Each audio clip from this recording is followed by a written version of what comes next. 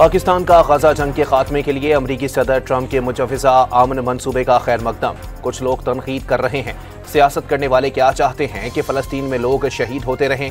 इसहाक डार का सवाल।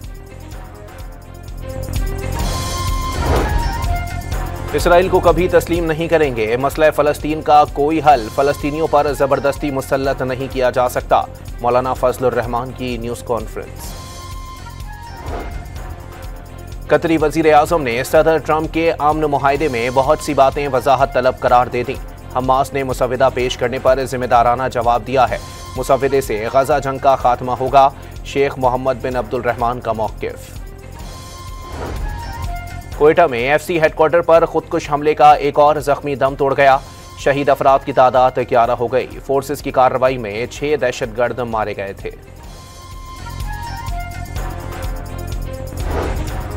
और पेट्रोल और हाई स्पीड डीजल की कीमतों में आज रात से 2 से 3 रुपए फी लीटर इजाफे का इम्कान।